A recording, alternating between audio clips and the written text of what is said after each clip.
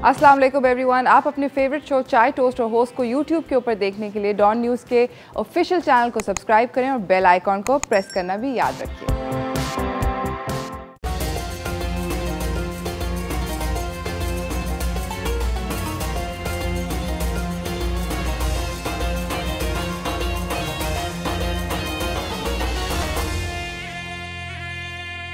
सलाम Pakistan, welcome to चाय toast और होस्ट। आई होप आप लोगों की सुबह जो है वो बहुत अच्छी गुजर रही है। आप लोगों का रोज़ा जो है वो अब तक अच्छा जा रहा है and things are looking up for you generally in life. Ramzan start हुआ है and it's just I feel like Ramzan जो है वो बहुत जल्दी जल्दी गुजरता है। Days pass by so fast. I think life in general बहुत ज़्यादा फास्ट फॉरवर्ड पे वैसी हुई भी है। आई फील लाइक कभी कभी ऐसे भी लगता है कि टाइम नहीं होता है और बस चीज़ें जो हैं वो चलती चली जा रही हैं।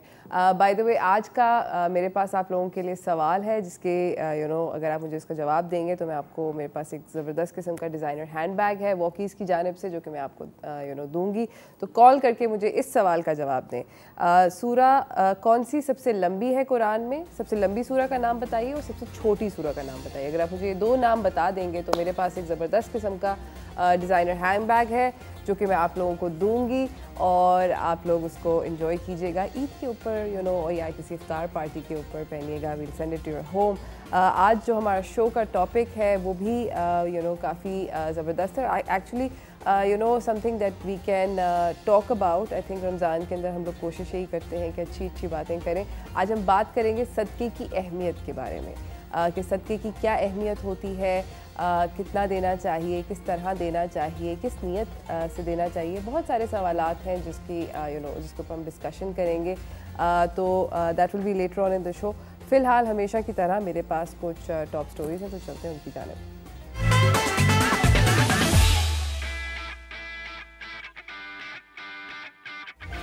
पहली जो टॉप स्टोरी है वो पंजाब से है। पंजाब मैंने भी आप लोगों को थोड़े दिनों पहले बताया था कि पंजाब एजुकेशन बोर्ड काफ़ी सारा काम कर रहा है। So another news from the Punjab education board वो ये है कि इन्होंने ट्यूसडे को अनाउंस किया है कि ये स्कूल में काउंसिल्स बना रहे हैं और ये स्कूल में काउंसिल जो हैं ये जो बनेंगे इसके अंदर चेयरमैन जो होंगे वो स्कूल का प्रिंसिपल होंगे। That principal will act as the chairman और टीचर्स, पेरेंट्स और एजुकेशनिस्ट सारे के सारे मिलकर स्कूल के इस काउंसिल के ऊपर बैठेंगे। एक मेंबर इस काउंसिल के ऊपर डिस्ट्रिक्ट एजुकेशन अथॉरिटी से भी होंगे और ये स्कूल काउंसिल जो है ये 2 साल के लिए रहेगा और ये मंथली बेसिस पे इनकी मीटिंग्स होंगी। मीटिंग्स के अंदर ये क्यों ये बनाई जा रही है काउंसिल मैं आप लोगों को बताती हूँ। एंड आई फील लाइक सारे के सारे जितने भी स्टेक होल्डर्स हैं जो बच्चों की एजुकेशन के अंदर इन्वेस्टेड हैं वो सारे के सारे मिलके बैठ रहे हैं। इसलिए क्योंकि बहुत सारे पेरेंट्स के दिमाग में सिलेबस को लेकर, छुट्टियों को लेकर, बच्चों की प्रोग्रेस को लेकर और भी बहुत सारी चीज़ों के खदशात होते हैं तो उनको भी इसके अंदर इन्वॉल्व किया जाएगा ताकि जितने भी डिसीजन मेकिंग है वो सब मिलकर हो, इकट्ठे हो। इसके अंदर सिलेबस को पढ़ाना, उसको इफ़ेक्टिव तरीके से पढ़ाना, कितना कवर हुआ है, कितना नहीं हुआ है, ये सब का सब डिस्कस किया जाएगा इन मंथली मीटिंग्स के ऊपर। प्रोग्रेस बच्चों की जनरली जो स्कूल के अंदर बहुत सारे कभी कभी तरक्याती काम हो रहे होते हैं स्पेशली पब्लिक स्कूल्स के अंदर, उस सब के ऊपर बातचीत की जाएगी। तो ये सारी की सारी डिस्कशन होगी इस पर्टिकुलर काउंसिल के अंदर and it will, I am hoping that start and pave a way for a better future for our kids. Extra curricular activities जो होती हैं वो भी उनके ऊपर भी बातचीत की जाएगी, जैसे फेयर्स होते हैं, स्पोर्ट कॉम्पिटिशन्स होते हैं, एथलेटिक चीज़ें होती हैं। Because a lot of kids who are super talented in different things, हर बच्चा पढ़ाई के अंदर नहीं और भी बहुत सारी चीज़ें होती हैं एक बच्चे को overall well rounded human being बनाने के लिए, वो सब की सब इसके अंदर ज़ेर नज़र रखी जाएंगी and I hope that it start something positive. इसी के साथ मैं आपको अपनी दूसरी खबर की जानिब लेकर जाना चाहती हूँ जो कि बहुत शुड सॉर्ट ऑफ हम लोगों ने इसके ऊपर शो भी किया था रमज़ान से बिल्कुल पहले और ये एक ऐसी वबा है जो कि हमारे कैटल के अंदर यानी कि गाय और भैंसें जो थीं पाकिस्तान के अंदर, उनके अंदर उसके बारे में हमने बातचीत करी थी कि लंपी स्किन डिज़ीज़ जो कि हुआ था, बहुत सारे एनिमल्स को सिंध के अंदर, पंजाब के अंदर भी अफेक्ट किया था, उसकी वैक्सीनेशन जो कि अवेलेबल नहीं थी, ब्लैक मार्केट में मिल रही थी। हमारे पास डॉक्टर्स आए थे, उन्होंने बताया था कि वैक्सीन है मगर ब्लैक मार्केट में है, बहुत एक्सपेंसिव है, जो कि जितने भी लाइफ स्टॉक फार्मर्स हैं उनके लिए बहुत ज़्यादा कॉस्ट प्रोहिबिटिव हो रही है। फाइनली वो वैक्सीन जो है पाकिस्तान पहुँच गई है और सिंध के minister for life stock and fisheries Abdul बारी पिटाफी ने एड्रेस किया और इनाग्रल सेरेमनी करी है वैक्सीन की ट्यूसडे को। लंपी स्किन डिजीज़ जो कि कैटल को अफेक्ट कर रही है, सिंध के अंदर इन्फेक्टेड एनिमल्स 32,981 हो गए हैं। 327 कैटल हेड्स मर भी चुके हैं और जितने भी रिकवरी इज़ अबाउट 17,000 प्लस, मतलब तकरीबन 18,000 कैटल जो है वो रिकवर कर गया है इस डिज़ीज़ से। हाउएवर अब क्योंकि वैक्सीन आ गई है तो I think we should see a curb in the infection rate, थोड़ा कम हो जाएगा और दूसरा ये कि हम बेहतरी की तरफ चले जाएंगे। तो आई एम होपिंग कि अभी बहुत सारे लोगों ने इस चक्कर में बीफ खाना छोड़ दिया था। इनफैक्ट अभी थोड़े दिनों पहले मैं अफ्तारी लेने गई थी तो बीफ का कोई भी प्रोडक्ट अवेलेबल ही नहीं था। बीफ समोसा जो होता है, ऑल ऑफ दोज थिंग्स, वो बहुत सारे शॉपकीपर स्टॉक ही नहीं कर रहे थे all together, and I feel a lot of that will sort of Aahista Aahista चला जाएगा। इसी के साथ मैं आपको अपनी मुझे एक ब्रेक की जानिब जाना है और ब्रेक से वापस आएंगे तो हम लोग बातचीत करेंगे अपने अगले मेहमान से। दोबारा से बताना चाहती हूँ कि हमारे पास एक डिज़ाइनर हैंड बैग है आप लोगों को देने के लिए। अगर आप मुझे इस सवाल का जवाब दें कि कुरान मजीद के अंदर सबसे लंबी सूरा कौन सी है, सबसे छोटी सूरा कौन सी है, अगर आप इसका सही जवाब देंगे तो मेरे पास एक ज़बरदस्त किस्म का डिज़ाइनर हैंड बैग है आप लोगों को देने का। और आज हम बात करेंगे later on in the show सदक़े की अहमियत के बारे में। फ़िलहाल जाऊंगी एक ब्रेक की जाने, ब्रेक से वापस आएंगे, इस गुफ्तगू को जारी रखेंगे। आप लोग कहीं ना जाइएगा, देखते रहिए चाय टोस्ट हो।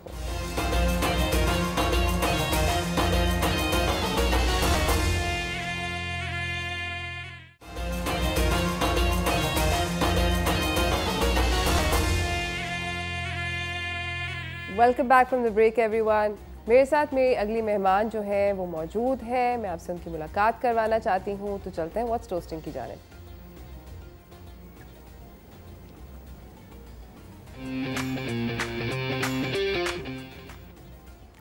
हमारे साथ लाहौर स्टूडियो से हमें ज्वाइन कर रही हैं doctor Shafaq Naseem Akhtar, miss Pakistan universal हैं 2022 की। अस्सलाम वालेकुम, कैसी हैं आप? वालेकुम अस्सलाम, आप कैसी हैं? अल्हम्दुलिल्लाह बिल्कुल ठीक ठाक। शफक, मुझे ये बताइए कि ये जो ब्यूटी पैजेंट था जो कि आपने जीता, ये कहाँ पर हुआ, कैसे हुआ, आपने किस तरह इसमें पार्टिसिपेट किया, पहले हमें इसकी डिटेल्स बताइए। मैम ये कनाडा में होस्ट किया जाता है। मैम सोनिया अहमद इसकी प्रेसिडेंट है और ग्लोबल गेट कंपनी है जो इसे होस्ट करती है, और ये पाकिस्तान में लाहौर में हुआ था 31 जनवरी को। सही, और आपने इसके अंदर कैसे पार्टिसिपेट किया? How did you find out about it?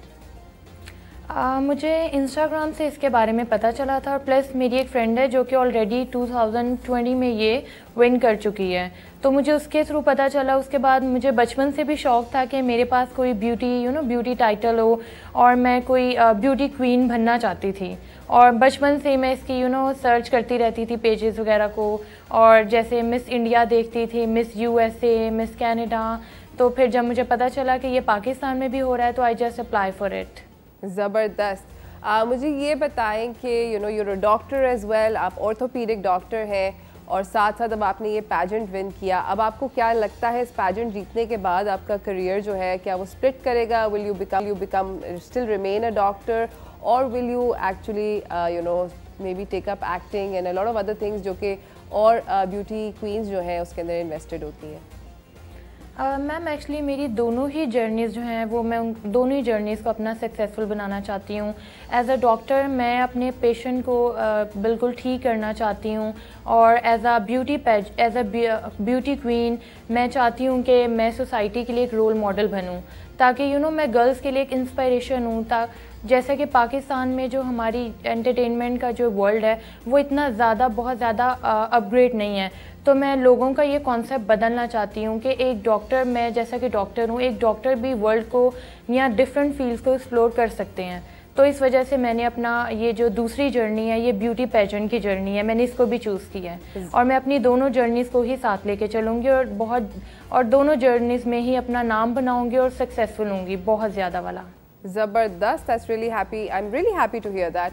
अच्छा, मुझे ये बताएं शफक कि आपको क्या लगता है कि एक ब्यूटी क्वीन के अंदर जो पैनल होता है जजेस का, what are they looking for?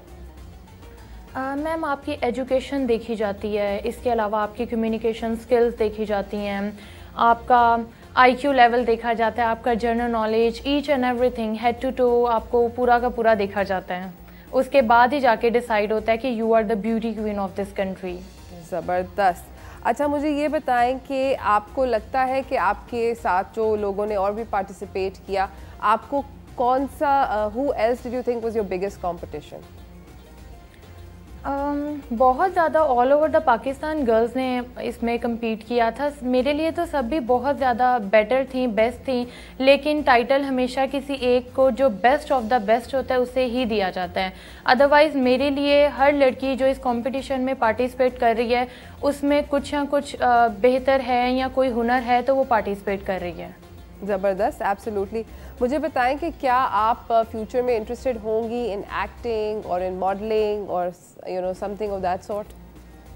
नहीं मैम, मेरे जो फ्यूचर प्लान्स है उसमें यही है कि मैं कोई क्लिनिक या कोई चैरिटी सेंटर बनाऊं जिसमें मेरे साथ बहुत ज़्यादा और भी डॉक्टर्स काम कर रहे हैं और हम गरीबों की मदद कर रहे हों।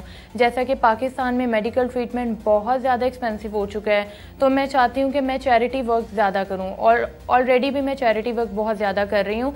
मदर ट्रीज़ा चैरिटी में मैं एज अ डॉक्टर सर्व कर रही हूँ ऑलरेडी भी। ज़बरदस्त। मुझे बताएं कि अगर मैं आपसे ये पूछूं कि आप किसको लुक अप करती हैं, कौन आपका रोल मॉडल है, तो आप किसका नाम मुझे बताएंगी? Definitely Benazir Bhutto. Okay, why is that? Benazir Bhutto एक बहुत ही ब्रेव और स्ट्रॉन्ग वुमेन रह चुकी हैं, तो मैं उनको फॉलो करूंगी कैसे उन्होंने अपने मुल्क के लिए माइनॉरिटीज़ वुमेन्स और सबके लिए ही काम किया है। ज़बरदस्त। और ये जो सेरेमनी हुई थी, क्या ये लाहौर में हुई थी, कराची में हुई थी? आपने कहा कि कैनेडियन पैजेंट है, तो क्या ये वर्चुअल पैजेंट था, ये किस तरह का था? ये वर्चुअल हुआ है और बाकी इसकी जो सेरेमनी थी वो लाहौर में की गई है 31 जनवरी को। आई सी। और सेरेमनी में सारे क्या कंटेस्टेंट्स आई थी जो फ्रॉम ऑल ओवर पाकिस्तान, या जो लोकल कंटेस्टेंट्स थे वो आए थे? नहीं मैम, जो सिलेक्टेड कंटेस्टेंट थे सिर्फ वही आए थे, उनकी फैमिलीज थी और प्लस मीडिया था। ज़बरदस्त। और जब आपका नाम अनाउंस हुआ तो आपको कैसा फील हुआ? मैं बहुत ही ज़्यादा खुश थी, ओवर एक्साइटेड, ब्लेस्ड, मुझे समझ नहीं आ रहा था उस टाइम, लेकिन अब मुझे वाकई यकीन आ गया कि I am the queen of Pakistan और मैं बहुत ज़्यादा एक्साइटेड भी हूँ अपनी इस जर्नी को लेके और मैं पाकिस्तान का नाम रोशन करूँगी इंटरनेशनली भी। ज़बरदस्त। मुझे बताएं कि आपकी फ़ैमिली के अंदर आपके इस पर्टिकुलर डिसीजन को क्या सपोर्ट किया आपकी फ़ैमिली ने, और अगर सपोर्ट किया तो फिर किस तरह सपोर्ट किया? डेफिनेटली मेरी फैमिली ने बहुत ज़्यादा मेरा साथ दिए इसमें। मेरे पेरेंट्स ने, मेरे माँ बाबा, मेरे बहन भाई, वो सभी मुझे बहुत ज़्यादा सपोर्ट कर रहे हैं इस चीज़ में and I am really thankful कि मेरी फैमिली मेरे साथ है। ज़बरदस्त। I am very happy to hear that you got support. हम लोग शफक से बातचीत को जारी रखेंगे। हम लोग जा रहे हैं एक छोटी सी ब्रेक की जाने, ब्रेक से वापस आएंगे, शफक से थोड़ी सी और बातें करेंगे, कहीं ना जाइएगा, देखते रहिए चाय टोस्टर होस्ट।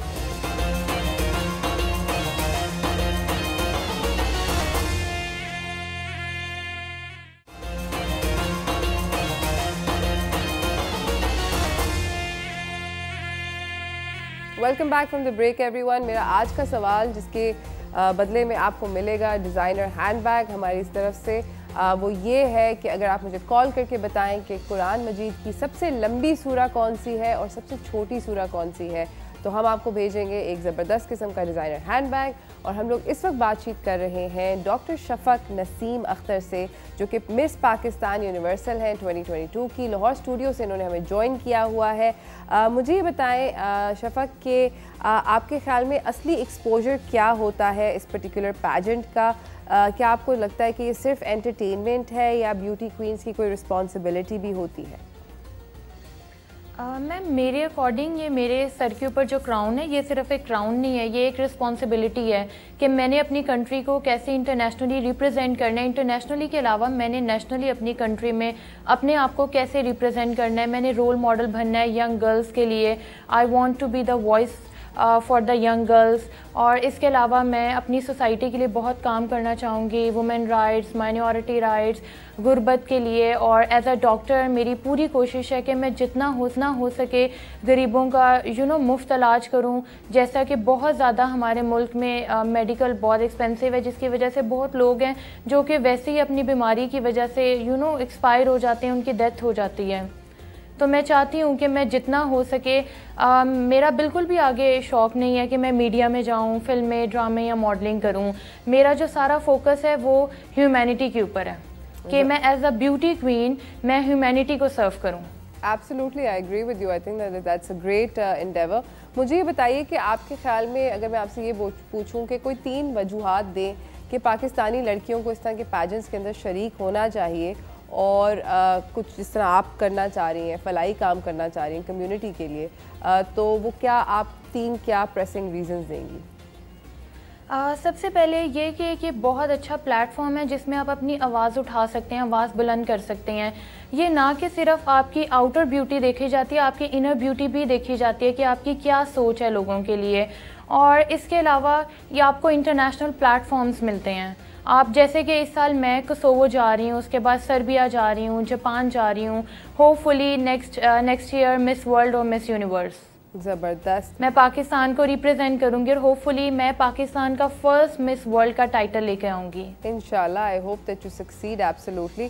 मुझे ये बताएं कि क्या ब्यूटी क्वींस को सोशलाइज करना चाहिए या नहीं, कितना ज़रूरी है in the time that they get crown, उसके बाद सोशलाइज करना, लोगों से मिलना, उनसे बातचीत करना, क्या बहुत ज़रूरी होता है?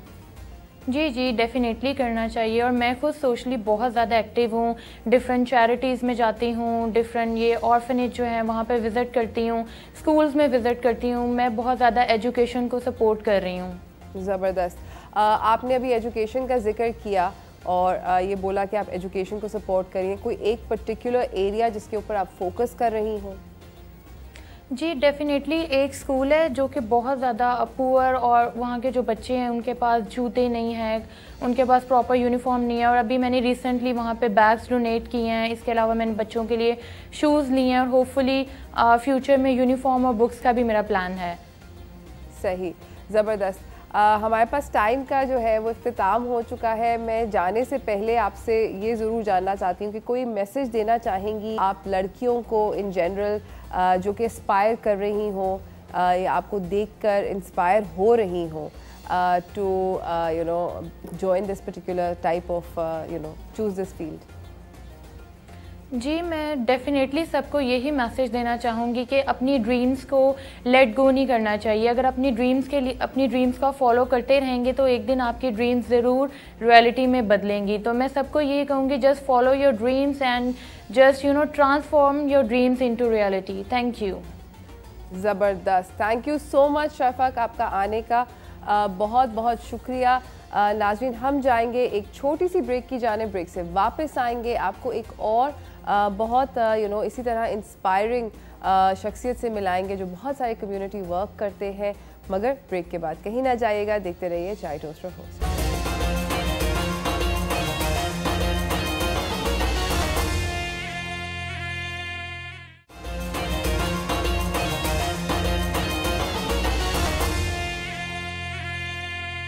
Welcome back from the break everyone. मेरे साथ मेरे अगले मेहमान सेट पे मौजूद हैं और मैंने आज आप लोगों को बताया था कि community work is something that we really need to concentrate on, not just in Ramzan मगर पूरे साल के अंदर। उनसे आपकी मुलाकात करवाना चाहती हूँ, तो चलते हैं, फ़र्क पड़ता है कि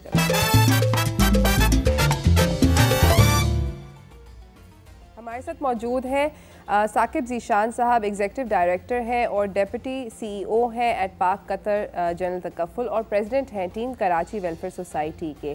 पिछले 15 साल से इंसानियत की खिदमत कर रहे हैं और इस वक्त सदर हैं like I said at the team Karachi welfare society. अस्सलाम वालेकुम, कैसे हैं आप सर? अल्हम्दुलिल्लाह। सर मुझे बताएं कि ये टीम कराची वेलफेयर सोसाइटी क्या करती है, इसकी बुनियाद कब रखी गई और ये नाम कैसे रखा गया सेक्टर से? Bismillahirrahmanirrahim. Team Karachi, as the name suggests, it's basically people who are from Karachi. The idea started way back in 2007. IDPs का सिलसिला था, internally displaced people, Swat operation चल रहा था. So we decided over a lunch table that what exactly we are doing by sitting here in Karachi. So we thought that we should contribute something to our fellow brothers and sisters. So from there it started. जो team Karachi का पूरा concept था, it was a very humble start. हम लोगों ने अपने circle में कुछ पैसे कलेक्ट किए और वो पैसे कलेक्ट करके हम फिजिकली वहाँ पे पहुँच गए और whatsoever we could do basically we did that. And it started from a medical camp. उसको हमने support किया. They needed a roof for their camp and a generator. So it started from there, alhamdulillah, and since then it's never looking back. सिलसिला जारी रहा. पाकिस्तान में unfortunately आपको पता है कि कोई ना कोई कैटास्ट्रोफी, कोई ना कोई इश्यूज आते रहते हैं. टीम कराची उस वक्त जो एक मुत्तहिद हो गई तो we thought that why don't we continue. सैलाब आए, कहत सालियाँ आई तो टीम कराची का उसके अंदर कुछ ना कुछ कंट्रीब्यूशन चलते रहा. बहुत सारे avenues over the period open हो गए. इनिशियली हम लोगों ने शुरू किया था राशन डिस्ट्रीब्यूशन से जी. राशन डिस्ट्रीब्यूशन, फिर उसके बाद रिहैब का सिलसिला था क्योंकि जो सैलाब आया था प्राइमरीली उसके अंदर हम लोगों ने बहुत ज़्यादा मुतारिक होकर काम किया. लोगों की रिहैब का काम था, उनको महफूज मकामात पे पहुंचाना था. फिर उसके बाद उनको टेंट्स प्रोवाइड करने थे. वंस जब पानी डिप्लीट हुआ तो फिर उनके लिए हाउसिंग का अरेंजमेंट करना था. तो वो सारा सिलसिला चलते रहा और आई डोंट इवन रिकॉल के राशन तो पता नहीं हम कितने डिस्ट्रीब्यूट कर चुके. जब रिहैब का सिलसिला हुआ तो तकरीबन 500 के करीब घर टीम कराची ने कंस्ट्रक्ट किए. सिंध के अंदर, lower Sindh, upper Sindh, lower Punjab, even in the area of KPK. तो वो सारा सिलसिला चलता रहा. इस पॉइंट ऑफ टाइम पे अल्हम्दुलिल्लाह 2016 में हमने इसकी प्रॉपर बुनियाद रखी. फिर we got team Karachi registered. Now we have our own office here in Korangi और उसके अंदर बाकायदा हम लोग एक वोकेशनल ट्रेनिंग सेंटर रन कर रहे हैं which is absolutely free of cost. वहाँ पे बच्चियों को हम सोचते हैं कि कोई ना कोई rather than you give them something, you teach them to basically catch the fish. तो उस सेंटर के अंदर हम बच्चों को और बच्चियों को सिलाई सिखा रहे हैं. इस पॉइंट ऑफ टाइम पे तकरीबन 80 के करीब बच्चे हमारे पास एनरोल्ड हैं. ना सिर्फ ये कि हम उनको एक हुनर सिखाते हैं बल्कि जब वो पास आउट हो रहे होते हैं तो हम उनको सिलाई मशीन तोहफे में देते हैं. वो सिलाई मशीन तोहफे में देने का मकसद ये है कि ताकि वो सेल्फ सस्टेन कर सकें. इसके अलावा बहुत सारे हमारे एवेन्यूज़ हैं. बच्चों की शादियों का सिलसिला है, वो अल्हम्दुलिल्लाह एक ऑनगोइंग सिलसिला है. एक हमारा रोज़गार प्रोजेक्ट है. उस रोज़गार प्रोजेक्ट में हम लोगों को छोटे छोटे जो है वो रोज़गार सेटअप करके देते हैं. अब एक बंदे को अगर हम हैंड कार्ड देते हैं जिसके अंदर वो फ्रूट, वेजिटेबल्स या अपनी पसंद की कोई भी चीज़, आजकल ये मोबाइल का दौर है तो इजी लोड, पॉपकॉर्न, पकौड़े, जूस, इवन ये जो मस्जिदों के बाहर जो टोपियाँ और इतर लोग बेच रहे होते हैं तो we make them basically work. उनको एक सेटअप बना के दे देते हैं ताकि वो अपनी एक इज़्ज़त नफ्स के साथ लिविंग अर्न कर सकें. सही. मुझे बताएं कि अभी राशन प्रोजेक्ट्स आपके चल रहे हैं, अभी आपने इनका भी जिक्र किया और अभी रमज़ान के अंदर भी राशन प्रोजेक्ट्स चल रहे हैं, उनकी कुछ तफसील बताइए. जी, एक तो हमारा मंथली राशन का प्रोजेक्ट चलता है जिसके अंदर हमारे पास सारा साल है, जिसके अंदर हमारे पास फैमिलीज़ आइडेंटिफाइड हैं. उनमें मोस्टली हमने जो आइडेंटिफाई किया हुआ है उसका एक क्राइटेरिया है कि या तो वो विडोज़ हैं या उनके अर्निंग हैंड्स नहीं हैं या डिसेबिलिटी है घर के अंदर, तो हम उनको राशन प्रोवाइड करते हैं. तो we have more than 300 families enrolled here in Karachi जिनको हम मंथली राशन देते हैं. अच्छा, the ration is able to suffice their month's need. तो वो पूरा एक कॉम्प्रिहेंसिव पैकेज होता है जिसमें उनकी सारी गुड्स होती हैं. इसके अलावा मंथली राशन के अलावा जो राशन रमज़ान का है सिलसिला, ये गुज़श्ता कई सालों से सिलसिला चलता चला आ रहा है. कोविड के अंदर इसका क्वांटम मल्टीफोल्ड बढ़ गया था. कोविड में क्योंकि नेचुरली लॉकडाउन था, स्पेशली जो हमारा मजदूर और दिहाड़ीदार तबका था जी, तो वो अपनी अर्निंग्स नहीं कर पा रहा था, तो उनको हमने कोशिश की सपोर्ट करने की. तो we were able to reach to around 11,000 families in 2020. Last year Ramzan में तकरीबन 4,000 फैमिलीज़ को हमने डिस्ट्रीब्यूट किया राशन. और इस साल अल्हम्दुलिल्लाह इवन टुडे हमारी राशन डिस्ट्रीब्यूशन थर के अंदर जारी है। तो so far we have distributed more than 3000 rations. ज़बरदस्त। मुझे बताएं कि क्या आप लोग पहले से आइडेंटिफाई करते हैं, कितना इसके अंदर काम लगता है ये देखना कि कौन से फैमिलीज़ बहुत बैडली अफेक्टेड हैं या कौन से कम्युनिटीज़ जो हैं वो बैडली अफेक्टेड हैं? अच्छा, ये बड़ा इंटरेस्टिंग सवाल है इसके अंदर, बल्कि मैं आपके तवज्जो से आपके प्लेटफॉर्म के मैसेज भी देना चाहता हूँ लोगों को। देखिए, we don't believe in road side distribution. जी बिल्कुल। उसका रीज़न ये है कि आपको एक तो ज़कात यूजली लोग जो है वो अपने दे रहे होते हैं रमज़ान के महीने में, तो ज़कात को आप ऐसे ही डिसबर्स नहीं कर सकते। आपकी एक उसकी ज़िम्मेदारी है, कुछ उसके अहकामात हैं जिसके तहत क्राइटेरिया के ऊपर आपको डिस्ट्रीब्यूट करना है, नंबर 1। नंबर 2, वहाँ पे आप तयन नहीं कर पाते रोड साइड डिस्ट्रीब्यूशन पे कि वो मुस्तहिक है भी या नहीं। बिल्कुल। हमने पूरा उसका एक एनरोलमेंट का प्रोसेस रखा हुआ है। हम जो ये कच्ची बस्तियाँ हैं, गरीब इलाके हैं, वहाँ पे जाते हैं, बाकायदा एनरोलमेंट्स करते हैं, लोगों के शनाख्ती कार्ड, उनके फैमिली मेम्बर्स कितने हैं, उनका कॉन्टैक्ट नंबर, वो सारी चीज़ें लेते हैं। और जैसे जैसे हमारे पास डोनर्स ताउन करते रहते हैं, हमारे पास लिस्ट तो हज़ारों की है, नेचुरली उन हज़ारों को हम रीच आउट नहीं कर सकते। तो उनमें से जैसे जैसे हमारे पास फ़ंड्स कलेक्ट होते रहते हैं, हम उन लोगों को बाकायदा इज़्ज़त नफ्स के साथ या तो घर पे पहुंचा देते हैं या हम मुख्तलिफ़ जगहों पर कोई ना कोई छोटे इवेंट्स कर लेते हैं। जैसे रमज़ान से एक दिन पहले कोरंगी के इलाके में हम लोगों ने एक शादी हॉल बुक करवाया और जितनी भी इनरोल्ड फैमिलीज़ थीं तकरीबन 500 प्लस उनको वहाँ पे बुलाया और राशन उनको हैंड ओवर कर दिया। अच्छा, मुझे ये बताइए कि अभी आपने कहा आपके ख्याल में कि not just Karachi, let's first I think Karachi की बात करते हैं, फिर then we can talk about the rest. आपके ख्याल में सबसे ज़्यादा हार्डेस्ट हिट जो फैमिलीज़ हैं या इंडिविजुअल्स हैं वो कौन थे?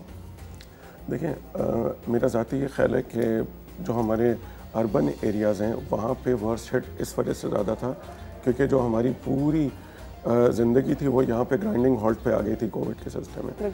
देखें, रूरल एरियाज़ में उनकी ज़िंदगी कदरे फिर उसी तरीके से चल रही थी।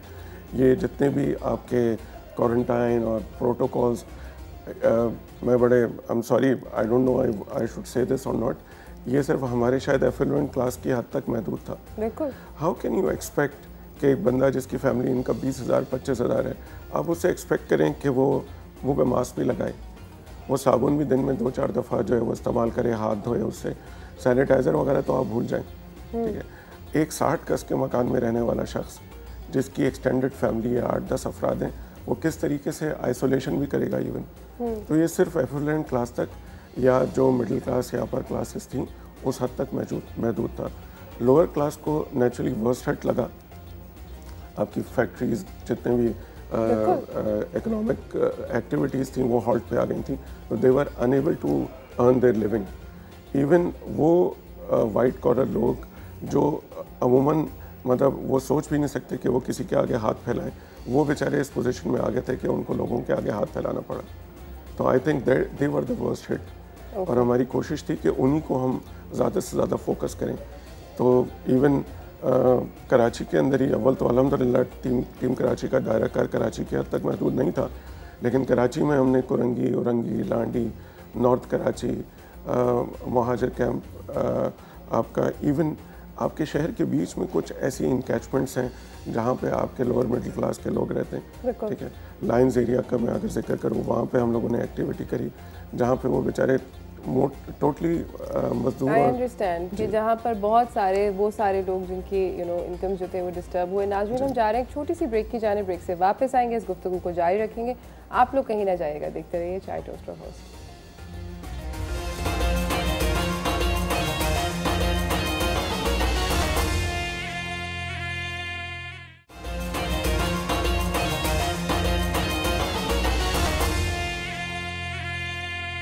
Welcome back from the break everyone. हमारे साथ यहाँ पे साकिब ज़ीशान साहब मौजूद हैं जो कि एग्जीक्यूटिव डायरेक्टर हैं और डिप्टी CEO हैं पाक कतर जनरल तकफ़ुल में, और ये प्रेसिडेंट हैं टीम कराची वेलफेयर सोसाइटी के। फलाई कामों के बारे में इनसे बात हो रही है जो कि टीम कराची वेलफेयर सोसाइटी करती है। आपने थोड़ी देर पहले मेंशन किया था कि एक सिलाई सेंटर है जो कि एक प्रोजेक्ट है जहाँ पे आप सिलाई सिखाते हैं, वोकेशनल ट्रेनिंग देते हैं, उसके बारे में थोड़ी तफसील बताइए। जी, गुज़िश्ता गुफ्तगू में जैसे मैंने आपसे अर्ज़ किया कि वी आर ट्राइंग कि हम लोगों को जो है कोई हुनर प्रोवाइड कर दें। एक तो सेटअप अल्हम्दुलिल्लाह हमारा कोरंगी के अंदर है जिसको हमने ओवर द ईयर्स अल्हम्दुलिल्लाह स्केल अप किया है। Started from a very humble setup, जिसमें हम लोगों ने 4-5 स्लाइंग मशीन्स रखी थी. अब नाउ माशाल्लाह it's catering to around 80+ students, and we are trying to scale it up over the years, and it's absolutely free of cost. Secondly, we are trying to add up more skills to it. हम वहीं पर अपने Korangi area के अंदर उसके अंदर computer centre का इजाफा कर रहे हैं. तो इंशाल्लाह ईद के बाद फंक्शनल होगा, जिसके अंदर हमने कोलैबोरेट किया है एक कैनेडियन फर्म के साथ. बेसिकली हमारे पास एक IT पर्सनल्स की एक अच्छी खासी रिक्वायरमेंट्स है फ्रॉम अब्रॉड. बिल्कुल. तो we are trying to basically create the raw material for them, कि हम लोग वो स्किल्स दें जो कि वहाँ पे उनके लिए यूज़फुल हो, बेनिफिशियल हो. तो वो इंशाल्लाह that setup would be started to function after Eid इंशाल्लाह. अच्छा, नॉट ओनली दैट, हमने इस इनिशिएशन को एक और जगह पे हम लेके गए. There is a drug rehab centre in area of Lyari, जहाँ पे ड्रगीज जो हैं उनको रिहैब किया जाता है, and they are basically there for 3 to 4 months. So we have set up, Team Karachi has set up there a Salai center and a computer center, which is basically giving them skills to those drug addicts, that once they are basically coming out of those a rehab center, तो उनके पास कोई skill हो. बिल्कुल. और naturally I think there is much room in this particular area, और अल्हम्दुलिल्लाह I must say कि पाकिस्तान में इस पूरे अरीना के अंदर बहुत ज़्यादा काम हो रहा है, लेकिन और बहुत ज़्यादा ज़रूरत है कि हमारे पास इस तरीके से वोकेशनल ट्रेनिंग सेंटर्स जो हैं सेटअप हो, जहाँ पे हम लोगों को स्किल सेट दे सकें. ज़बरदस्त. मैंने ये भी आपसे पूछना था कि टीम कराची ने वाटर प्रोजेक्ट्स पे भी काम करते हैं आप लोग, तो ये कहाँ कहाँ पे काम हो रहा है, किस नौयत का हो रहा है, इसके बारे में थोड़ा बताइए. जी, टीम कराची ने इनफैक्ट जब ये फ्लड का ज़माना था तो उस ज़माने से ही पानी के डिफरेंट प्रोजेक्ट्स पे काम किया. अच्छा, एक बड़ा इंटरेस्टिंग फिनोमेना होता है कि फ्लड आया हुआ है तो वहाँ पे पानी की क्या ज़रूरत है, लेकिन जो पानी है वो वहाँ पे ड्रिंकेबल नहीं होता. तो ड्रिंकेबल पानी के लिए you need to have a hand pump, और वेल भी फंक्शन नहीं करता क्योंकि वो सारा ज़मीन जो है वो इस कंडीशन में नहीं होती. तो hand pump is the solution जो कि आप वहाँ पे प्रोवाइड कर सकते हैं. तो इट स्टार्टेड फ्रॉम देयर अल्हम्दुलिल्लाह, and till now we have set up more than 2000 hand pumps, wells, deep hand pumps, and हम उसको कहते हैं समर पम्प, जो कि एक ऑटोमाइज तरीका होता है कि हम एक सबमर्सिबल पम्प डाल देते हैं और ऊपर जो है वो एक टैंक बना देते हैं जिसके अंदर पानी आ जाता है, और फिर लोग उसको अपनी ज़रूरत के लिए इस्तेमाल करते हैं. मेजरली हमारी एफर्ट्स जो है वो थर के इलाके में रही है. थर के अंदर और थर के साथ साथ जो उसके एडजॉइनिंग एरियाज़ हैं विच वर नेचुरली बैड हिट, वहाँ पे एक तो जो लोगों का रहन सहन है वो पॉकेट्स में रहते हैं डिफरेंट. बिल्कुल. 10-10, 20-20 घरों के पॉकेट्स होते हैं, and they are miles apart from each other. And actually एक बाज़ उस इनकैचमेंट के अंदर आपको 1 या 2 हैंड पम्प्स की ज़रूरत होती है.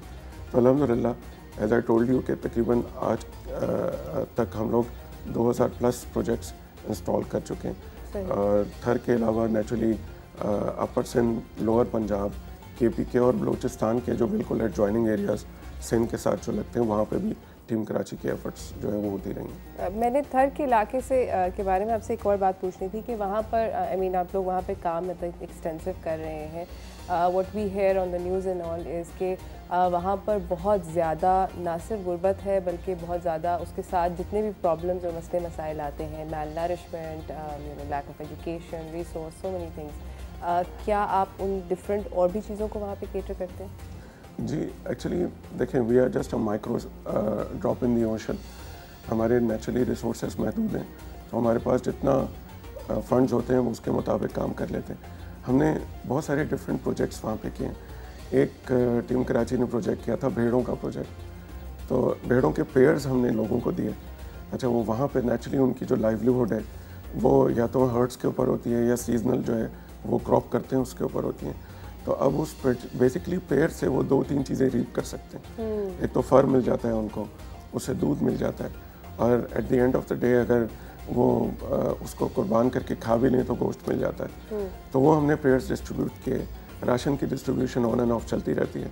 जैसे मैंने आपसे जिक्र किया कि आज भी तकरीबन 1000 के करीब फैमिलीज़ को थर में राशन डिस्ट्रीब्यूट हो रहा है डिफरेंट हमारे डिस्ट्रीब्यूशन पॉइंट से. तीसरा हम लोगों ने कोशिश ये की थी कि वो शायद 2 प्रोजेक्ट्स हमने किए थे कि हम ट्यूबवेल इंस्टॉल कर लें. Tubewell is basically an expensive affair, जिससे होता ये कि एक अच्छा सफिशेंट वाटर सप्लाई आपको मिल जाता है और उससे आप प्रॉपर जो है वो खेती बाड़ी कर सकते हैं और अच्छा खासा बड़ा एरिया जो है वो आपका कल्टिवेट हो पाता है, जैसे लोग अपनी लाइवलीहुड अर्न कर सकते हैं। तो there is a lot which could be done basically. ये तो जैसे मैंने आपको बताया कि जैसे drop in the ocean. Absolutely. अच्छा मुझे ये बताइए कि अगर कोई भी, जितने लोग इस वक्त हमें देख रहे हैं, अगर कोई कंट्रीब्यूट करना चाहे या आप लोगों को ज्वाइन करना चाहे तो उसका क्या ज़रिया है? देखें, ज्वाइन करने का तो बहुत आसान तरीका है। We always need peoples prayers. Ramzan का महीना है तो आप हमारे लिए दुआ करें कि टीम कराची मज़ीद ये इंसानियत की खिदमत करते रहें। दूसरा ये कि physically naturally we need volunteers all the time. अभी हमारे राशन डिस्ट्रीब्यूशन मूव है, if people could come in play their part, they are more than welcome.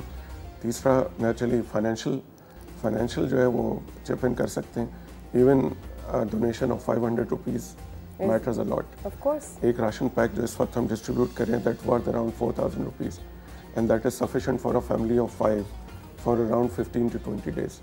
सही। तो if somebody can contribute through their ज़कात, सदका, खैरात, तो they are more than welcome।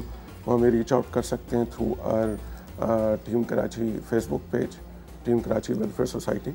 हमारे फेसबुक पेज पे आएँ और वहाँ पे वो अपनी क्यूरी जो है वो जनरेट कर सकते हैं। वहीं से वो हमारे व्हाट्सएप पे लिंक कर सकते हैं। टीम कराची का यूट्यूब चैनल है, आप वहाँ पे आके हमारी वीडियोस देख सकते हैं और नेचुरली वहीं से आपको लिंक मिल जाएगा हमारे बैंक अकाउंट्स का और वहाँ से आप इंशाल्लाह अपना हिस्सा डाल सकते हैं इस कार्य खैर में। ज़बरदस्त। Thank you so much Saqib, आपका आने का बहुत बहुत शुक्रिया। नाज़रीन, नीचे LT के ऊपर आपको नज़र आ रही होंगी सारी की सारी डिटेल्स। आप किस तरह कंट्रीब्यूट कर सकते हैं, किस तरह ज्वाइन कर सकते हैं, whatever you comfortable with, please do कि बेहतर करें अपनी कम्युनिटी को। इसी तरह कम्युनिटीज़ और मुल्क जो हैं वो स्ट्रॉन्ग होते हैं। हम लोग जा रहे हैं एक छोटी सी ब्रेक की जाने, ब्रेक से वापस आएंगे और बातचीत करेंगे अपने अगले मेहमान से सदक़े की अहमियत के बारे में। मगर ब्रेक के बाद कहीं ना जाइएगा, देखते रहिए चाय टोस्ट और होस्ट।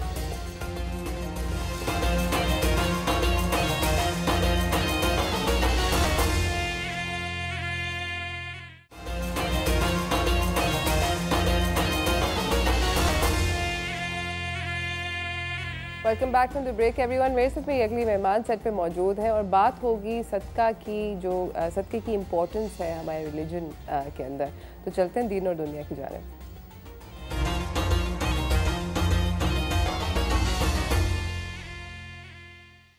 हमारे साथ मौजूद है अफशा खालिद, ये मोटिवेशनल स्पीकर है। अस्सलाम वालेकुम। वालेकुम सलाम। कैसी हैं आप? I am good, thank you. मेरे ख्याल में हम हर रमज़ान हमारी मुलाकात होती है जी। I think we should have more मुलाकात इंशाल्लाह। Not just in Ramzan, we should meet throughout the year इंशाल्लाह। मुझे अफशा बताइए कि हमारे नाज़रीन को भी बताइए कि क्या हमारा रिलीजन कितनी इम्पोर्टेंस देता है सदक़े पे?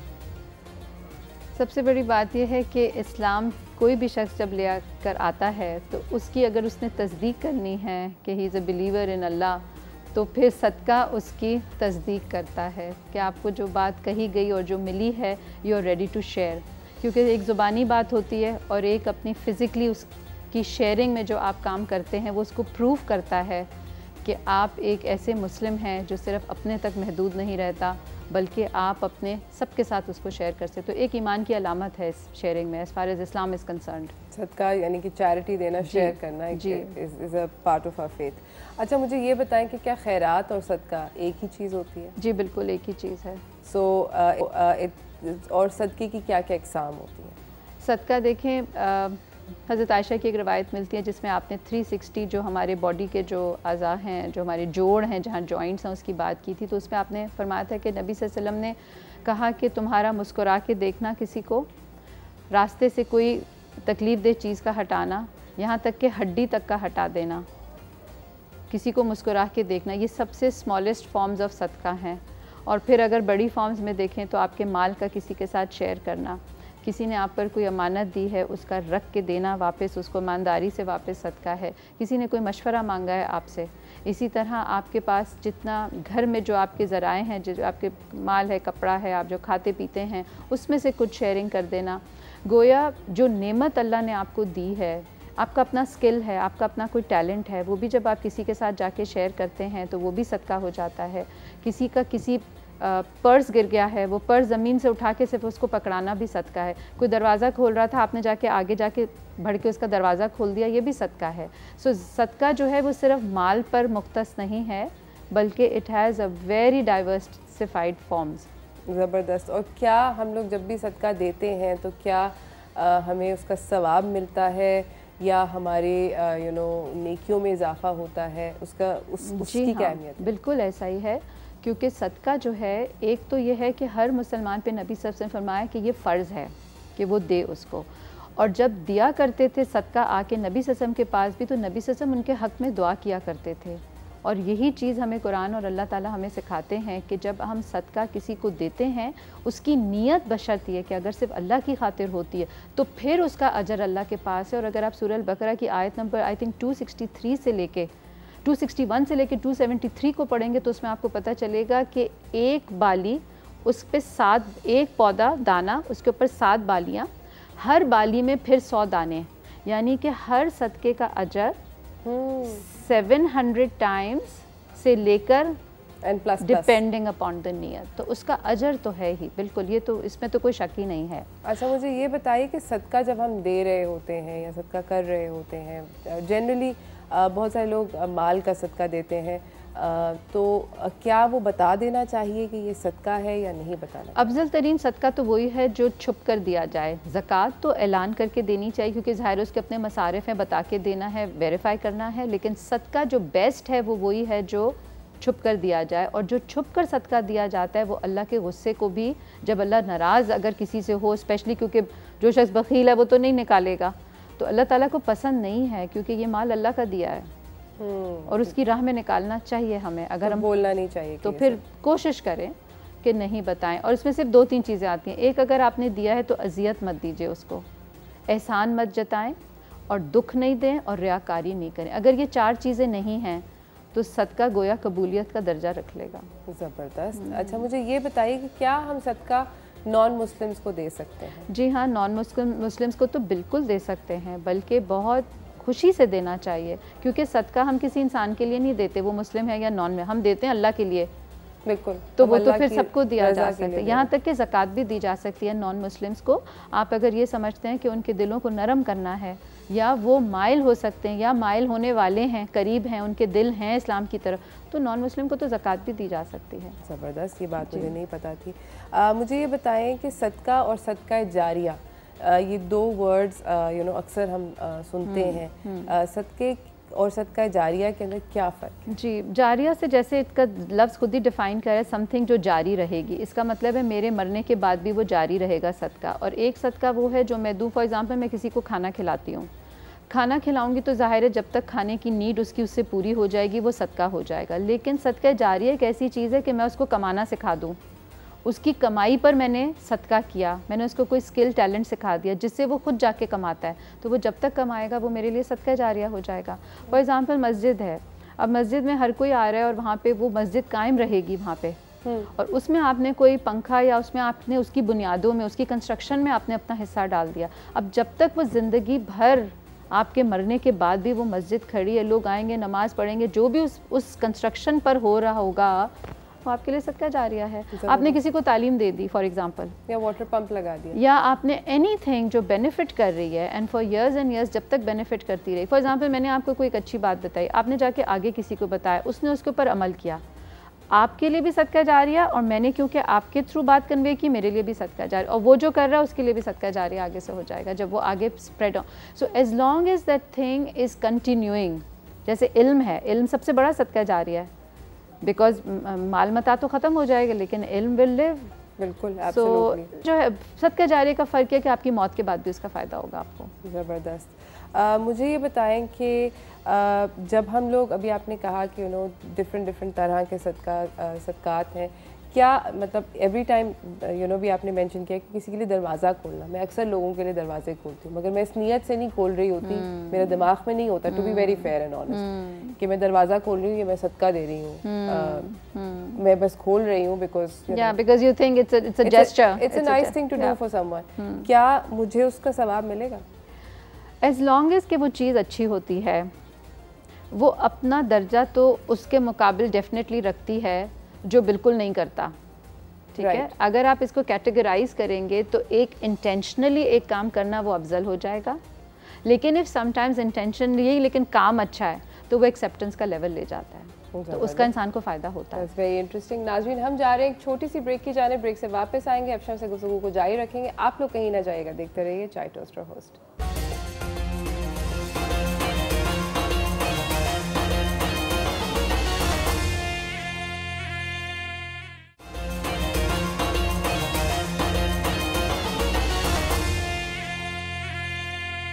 Welcome back from the break everyone. हमारे साथ अफशा खालिद यहाँ पे मौजूद हैं और बातचीत हो रही है सदक़े की अहमियत के ऊपर हमारे रिलीजन के अंदर। सदका और ज़कात का फ़र्क क्या है? ज़कात फ़र्ज़ है, 5 पिलर्स ऑफ इस्लाम का एक हिस्सा है। अगर ज़कात नहीं देंगे तो उसकी पूछ भी होगी और उसकी सज़ा भी बहुत सख्त है, क्योंकि वो अल्लाह का माल है, उसमें से उसका हिस्सा निकालना ज़रूरी था। And all we had to do was take 2.5% हर उस माल पे जिस पे साल गुजर गया है। और सदका वो चीज़ है जो ज़कात के अलावा है, यानी कि ऑन अबव है। और सदका जो है वो साल के round the year, day and night कभी भी किया जा सकता है, और ये नफल में आता है, फ़र्ज़ में नहीं आता। इसीलिए जो कर्ज़ जो सदका देता है फिर वो उसके एक तरह से उसके लिए एहसान लिखा जाता है, because that's not something which is questionable, but we have encouraged to do सदका। अच्छा, अभी आप ब्रेक के अंदर मेंशन कर रही थी कर्ज़ हसना के बारे में, इसके बारे में थोड़ी हमारे नाज़रीन को भी तफसील। कर्ज़ हसना बहुत खूबसूरत बात है इसमें, क्योंकि अल्लाह ताला ख़ुद कुरान में कहते हैं कि कौन है जो अल्लाह को कर्ज़ हसना देगा। तो बाज़ वक़्त लोग सवाल करते हैं कि ये कर्ज़ का लफ्ज़ क्यों आया है सदक़े के साथ, क्योंकि अल्लाह तो ख़ुद देने वाला है, तो वाइज़ अल्लाह सेइंग कि मुझे कौन है जो लोन देगा। तो अल्लाह ताला लोन उस सदक़े को कहते हैं कि जिस सदक़े को आप इस नीयत से निकालें कि you are so happy to give, कि आपको कोई स्टिंजीनेस फील नहीं होती, कोई अफसोस नहीं होता कि हाय मैं क्यों निकालूं, मेरे पैसे कम हो जाएंगे, मैं कल दे दूं। When you give it whole heartedly, उस सदक़े को अल्लाह ताला ने कर्ज़ हसना दिए, कहा है कि ये तुम अल्लाह को दो वापस बतौर लोन। और जब आप किसी को लोन देते हैं तो वो लोन हमेशा वापस होती है, बिल्कुल, और आप उसको लोन दे रहे हैं जो आपको सबसे बेस्ट और सबसे ज़्यादा अच्छा करके वापस करेगा। तो दिस इज़ कॉल्ड कर्ज़ हसना। और इसके पीछे ये बहुत खूबसूरत बात है कि इंसान ये देखे कि वो अल्लाह को दे रहा है तो मैनी फोल्ड्स वापस आएगा, बिल्कुल। और नबी सल्लल्लाहु अलैहि वसल्लम की हदीस उसको वेरीफाई करती है। 3 दफ़ा आपने फरमाया कि सदका देने से माल कम नहीं होता, बल्कि माल को इमीडिएटली कहीं ना कहीं से वो उसको रिप्लेस करके बढ़ा देता है। हमारे साथ एक कॉलर है सारा कराची से। अस्सलाम वालेकुम। वालेकुम अस्सलाम। माशाल्लाह बहुत अच्छा शो है आपका, बहुत शुक्रिया। और इतना अच्छा माशाल्लाह ये काम कर रहे हैं, जिससे पहले आए थे और जो ये बात कर रही है माशाल्लाह, अल्लाह इनको बहुत दे, ये लोगों की मदद करें। आजकल गुर्बत बहुत है पाकिस्तान में, जितना हो सके ये नेकी का काम करें। बिल्कुल, एब्सोल्युटली। और आपके सवाल का जवाब भी दूंगी। कुरान करीम की सबसे बड़ी सूरत सूरह बकरा है और सबसे छोटी सूरत सूरह कौसर है। बहुत शुक्रिया सारा आपका जवाब देने का। अफशा, मुझे ये बताइए कि अभी आपने क्लैरिफाई किया कि कर्ज़ हसना एक बहुत ब्यूटीफुल चीज़ है। सारा, आपका भी कॉल करने का बहुत शुक्रिया। एक और कॉलर ने सवाल पूछा था कि किन लोगों को आप सदका नहीं दे सकते? मेरी इन्फॉर्मेशन में कुछ ऐसा नहीं है, मेरा इल्म बहुत नाकिस है, मगर मेरी इन्फॉर्मेशन में कोई ऐसी बात नहीं है कि आप किसी को सदका नहीं दे सकते। तो आप सदका कभी भी किसी को भी दे सकते हैं? कभी भी किसी को भी, मुस्लिम हो नॉन मुस्लिम हो कोई भी हो। यहाँ तक कि जो आपकी घर में जो दरख्त अगर फल के लगे हुए हैं उससे कोई चरिंद परिंद भी आके खा लेता है तो वो भी आपके लिए सदका है। जिन लोगों की एग्रीकल्चर प्रोड्यूस है उसमें से जितना खा कोई चोरी करके भी खा ले तो वो भी उसके लिए सदका हो जाता है। ज़बरदस्त। अच्छा, मुझे ये बताइए कि और कौन कौन सी बातें हैं इस पर्टिकुलर सब्जेक्ट के ऊपर जिनकी हमें अवेयरनेस होनी चाहिए? पहली बात तो ये है कि देखें, इंसान को अपनी ज़िंदगी में कुछ चीज़ों को समझने के लिए उसके जहन में बहुत से क्वेश्चंस उठते हैं। एक तो बात ये है कि अगर हमें ये कहा गया है कि ज़कात दो, ज़कात नहीं दोगे तो पूछ होगी, तो ठीक है हमने वो भी माल निकाल दिया। फिर एक तरफ से हमें डिस्करेज किया जाता है कि कर्ज़ा नहीं लो, डिस्करेज किया जाता है। अनलेस कि आपके पास कोई जेन्युइन रीज़न है तो आप कर्ज़ा लीजिए, वरना जानबूझ के सिर्फ अपनी मज़े के लिए कर्ज़ा नहीं लेना चाहिए। दूसरी तरफ हम ये भी देखते हैं इस्लाम डिस्करेज करता है सवाल भी नहीं पूछो, डोंट इवन आस्क। तो फिर क्या करें? फिर चौथी जगह हम ये भी देखते हैं कि इंटरेस्ट को भी हराम किया हुआ है। तो अगर ये सारे ऑप्शंस, कर्ज़ा भी नहीं लो, मांगो भी नहीं, इंटरेस्ट भी नहीं लो, तो फिर हम क्या करें? इसीलिए इन चीज़ों को दूसरी तरफ से on the flip side handle करने के लिए और उनको इन चीज़ों से जब मना किया गया तो रोका गया है, तो फिर अब कौन उनकी मदद करेगा? तो दूसरे लोगों को उभारा गया है कि आप बाहर आएँ और ऐसे लोगों की मदद करें। इससे पहले कि वो, इसीलिए कहा गया तुम खुद उनको उनके चेहरों से पहचानो, वो नहीं आएंगे तुमसे मांगने के लिए।